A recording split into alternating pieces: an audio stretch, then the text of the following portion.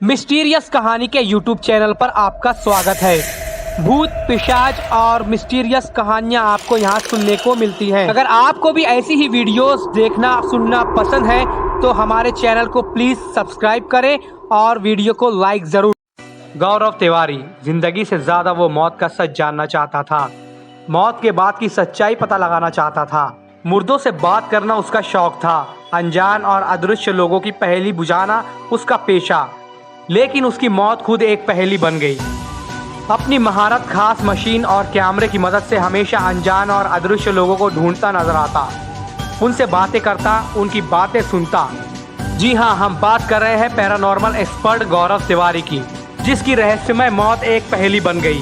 कभी किसी सुनसान हवेली में, कभी खंडर में, कभी कब्रिस्तान में, तो कभी किसी सुनसान बियाबान में, यहाँ तक कि मुर्दा घर के अंदर भी।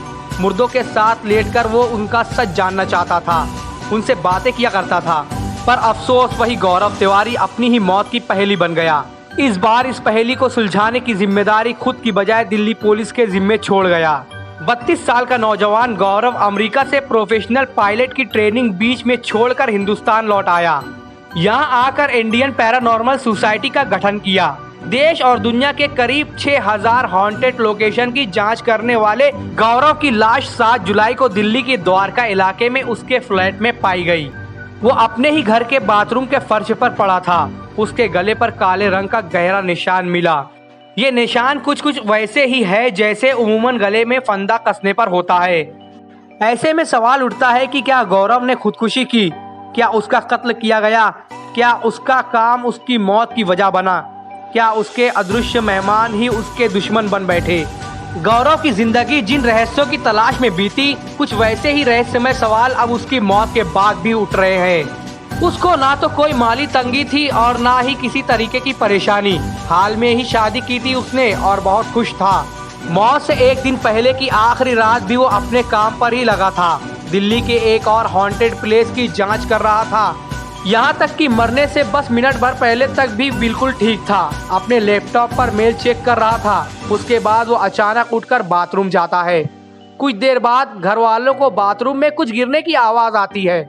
इसके बाद जब गौरव के पिता और पत्नी बाथरूम में झांकते हैं तो वो फर्श पर बेसुध मिलता है। उसे हॉस्पिटल ले जाया जाता है, लेकिन उसकी मौत हो चुकी थी।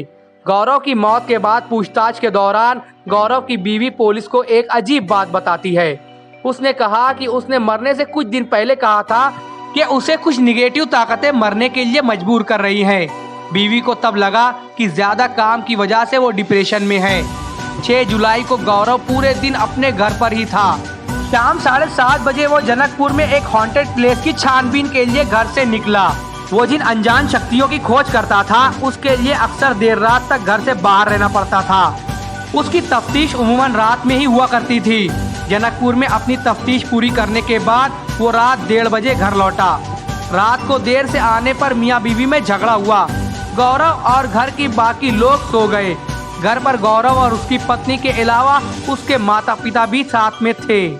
7 जुलाई की सुबह उठने के बाद सभी नाश्ता करते हैं।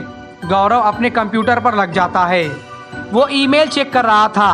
करीब 11 बजे उसकी लाश बाथरूम में मिलती है।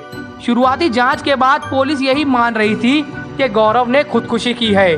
जांच के दौरान पता चला कि वो डिप्रेशन में था। गौरव के घर वाले कह रहे थे वो कभी खुदकुशी नहीं कर सकता क्योंकि उसके पास मरने की कोई वजह नहीं थी। पुलिस वालों ने जांच के दौरान कोई ऐसी चीज नहीं पाई जिससे पता चले कि गौरव ने खुदकुशी की थी या तो फिर उसका मर्डर हुआ था। ये केस ऐसे ही अभी तक अनसुलझा है। आपको क्या लगता है? कमेंट जरूर करें। क्या उसकी मौत की वजह वो पैरानॉर्मल एक्टिविटी थी जिससे छेड़छाड़ गौरव करता था? तो वीडियो अच्छी लगे तो इसे लाइक कर दें और चैनल को सब्सक्राइब जरूर करें।